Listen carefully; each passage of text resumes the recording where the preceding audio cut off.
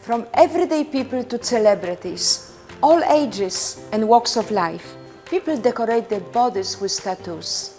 The rapid growth and acceptance of tattoos continues at an extraordinary rate in Australia and worldwide. Understanding tattoos from a social and cultural perspective, the way people use their body art to express themselves, took me on a journey to find the motivation and meaning behind tattoos. The ink on people's bodies is often far from skin deep. Tattoos can be a window to the soul. Welcome to the stories behind tattoos.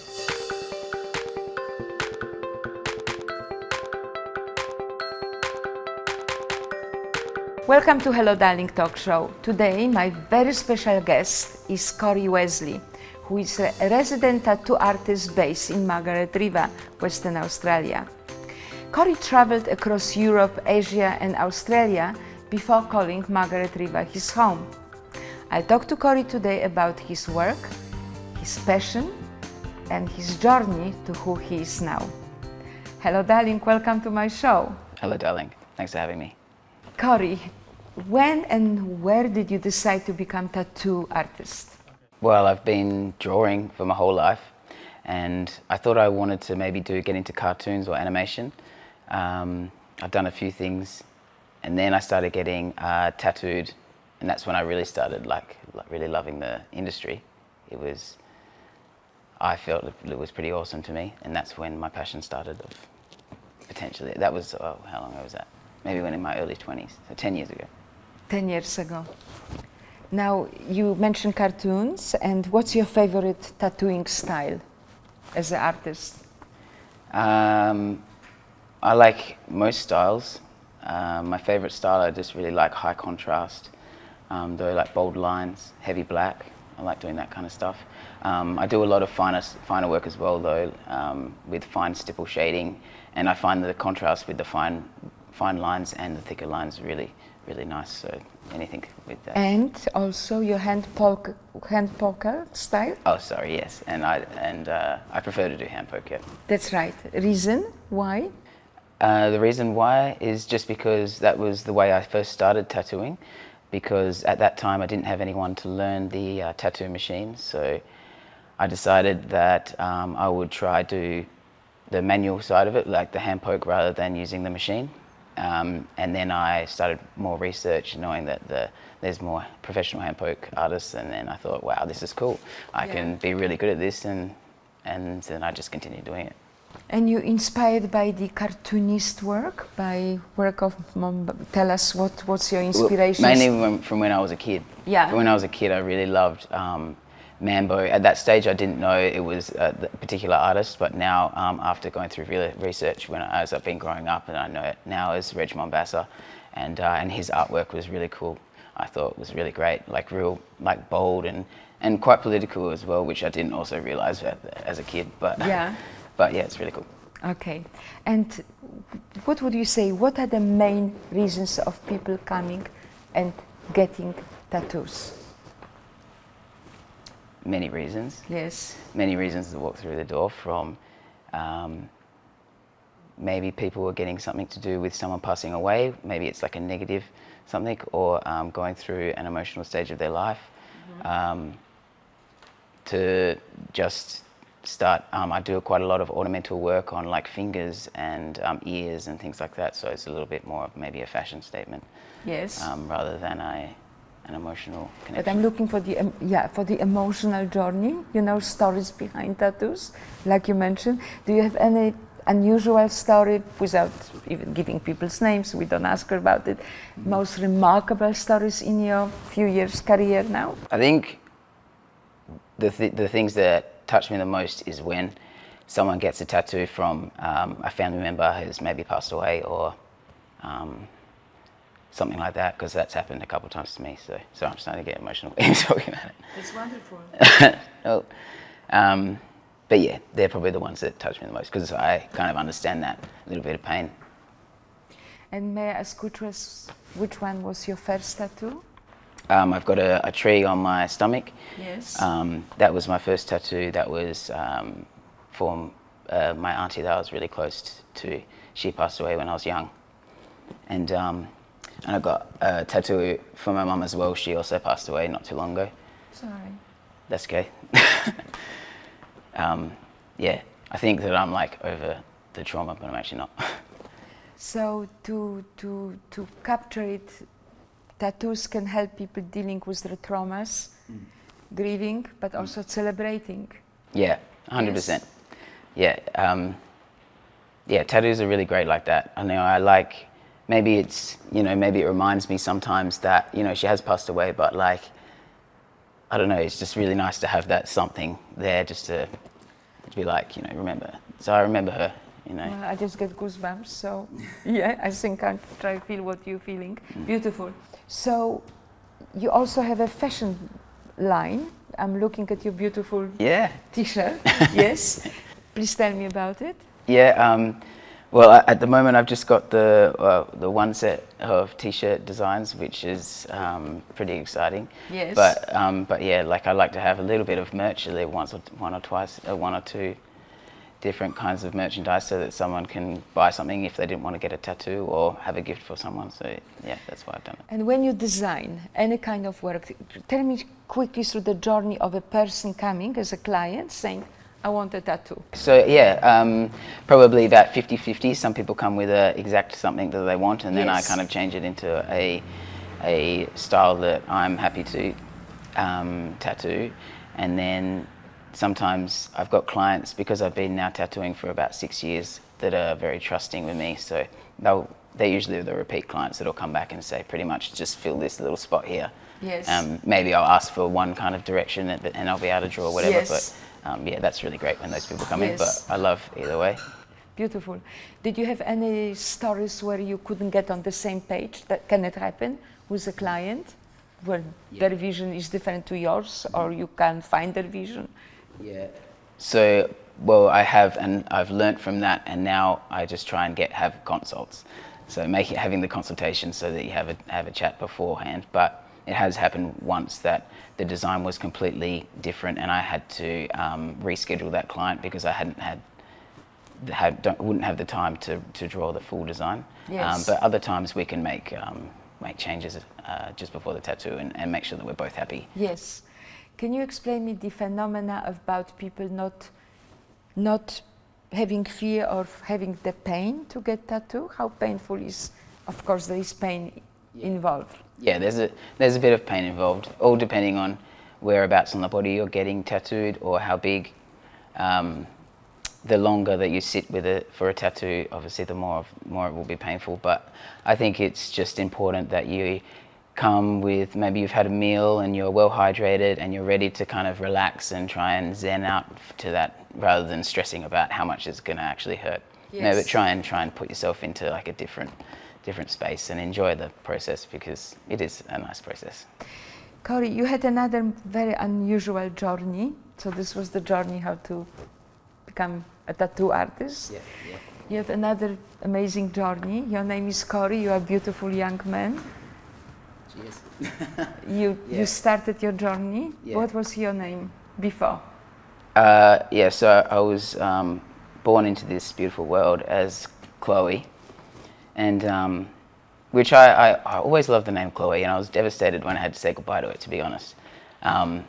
But as I moved to Margaret River, I also started my journey as a transgender male, which I now, don't identify as. I just identify as a male now. I don't broadcast it everywhere. But yeah, so around about 7 years ago now, when I was 27, I made the decision to change my name and identify as a male. And that was also when I first moved to Margaret River, so changed my resume and everything. I hadn't yet started testosterone actually at that time. I remember I applied for a job at a restaurant and they were like, I think his name's Cory, but I'm not quite sure. And that, they're my friends of mine now, and I was like, oh yeah, now obviously they understand the journey and what happened. But yeah, everyone was so supportive in Margs, and I really loved it. But yeah, sorry. Cory, can you take me back a little bit back to the times when you were Chloe?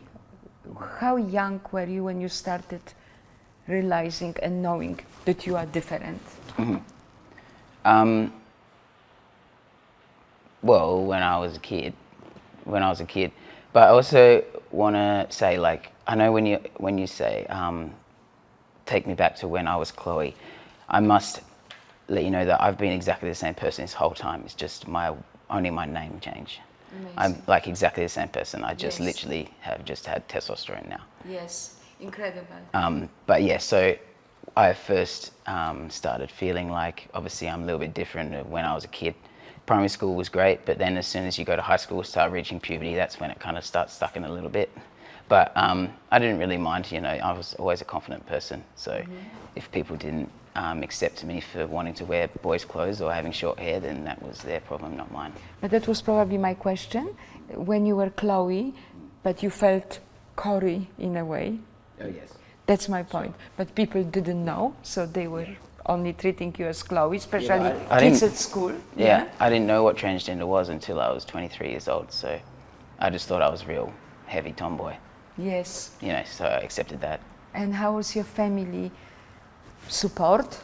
And how was your family all together dealing with this dilemma at the beginning? Yeah, no, they were fine. So I started the test, I came out to them saying that I wanted to transition when I was 27. So by that stage, I'd gone through my 20s as like coming out maybe as gay or anything, so, you know, things like that. So, and they were always super supportive of that. So this was just another thing.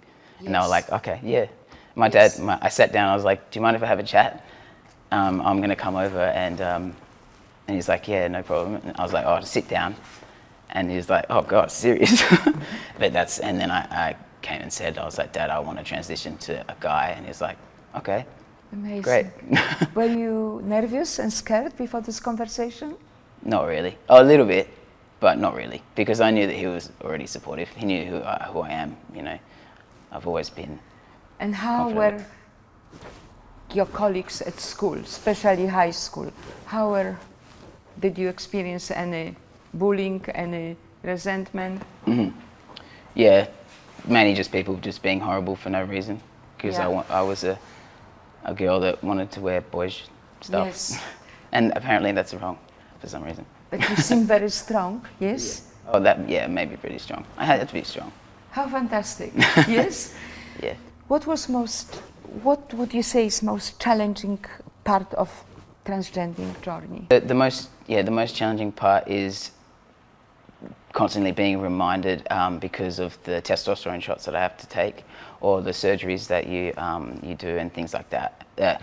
You have to make sure that you're mentally strong to be able to go back and revert, and you know, and be reminded medically that you were never born as a cis male.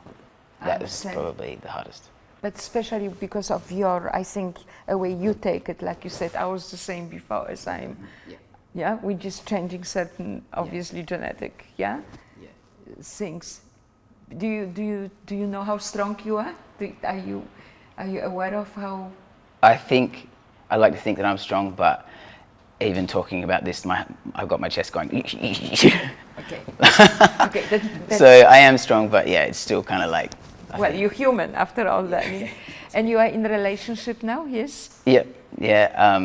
So I met Amanda when I was down here in Margaret. We've been together at the moment for about 3.5 years. Yes. And she's beautiful. And very accepting for who I am. She met me, and we were friends before, and so she knew the situation. But I don't think that would have changed anything. You know, she's a very accepting person. That's wonderful. To be honest, I was thinking when you met the girl, how did it happen when you told her? But she's part of your journey from the beginning. How wonderful. Cory, may I ask? Not from the beginning, sorry, only from in Margaret River. But Margaret River. Yeah. Do you think that being in Margaret River was encouraging factor even for you to go ahead with what you were going because of the ambulance? You tell me how you compare lifestyle and attitude of people and the openness in Margaret River different to where you lived before? The main great thing that I did was move to Margaret River and change my name so that no one here knew about my old name or anything. So I didn't have the challenges of friends or family that were that I was seeing every day accidentally using different pronouns or accidentally using different name. Yes. So it was actually quite a cruisy transition for me to be here, which was perfect. Every time I went back to Perth, some people would have trouble with it, because it's maybe a little bit hard if you forget to think about For it. them, because they're not as strong as you are. Or they just got to think about it, and be like, oh, sorry, she, he, and it's like, okay. Now you have a very strong presence on Instagram account, on your social media. So your social media started as Cory. No, it was my old name. But that was because I wasn't in the tattoo industry at that point. I was posting my artwork. Yes. And then I had changed my Instagram name over when I came into Margaret River and started doing the tattooing. So. And Cory, if I was to give you a question, where do you see Cory as Cory, not only as a tattoo artist, but as a Cory in 10 years' time? Your wish. I think I'll be here. Yes. I'm pretty happy here, and hopefully starting a family within a couple of years, and yeah, just be happily working here, I think. How beautiful. I wish you really all the best for your journey, all journeys, and this journey. Okay, Cory, if you were to share your vision with young people that are watching us today and they're dreaming about becoming tattoo artists, what would be your tip of advice to them? Work hard and continue that passion, because it might not happen straight away. It certainly didn't happen straight away for me. It took quite a few years. But just keep at it and stay passionate, keep drawing, and it'll happen. And if we had to give a word of advice to some young people sitting very insecure, not knowing if they are transgender journey ready, afraid of being judged, what would you say to them? Never be afraid of being judged. Always try and be true to yourself. Even if you're not sure, then maybe just even if you try and change your name or something as simple as that, and or your pronouns. And if you're happy with people calling you that other pronoun, then that it's a little bit more proof that maybe it's something that you'd like to do. But there's no rush. There's no rush. No rush. Just be true to yourself. Cory, I give my guest at the end of my show always a magic wand. 2 wishes, one for yourself and one for the world. What would be your wish for yourself? My wish for myself is that I can have a happy family, I think. Beautiful. And for the world? Just for everyone to be happy and to be accepted by people. Beautiful. Cory, thank you so much for being on my show. No problem. Thanks for having me. And all the best for all your journeys. Yes? Thank you. And thank you for being so truthful to yourself and sharing your story. No worries. Thank you very much. Nice to meet you.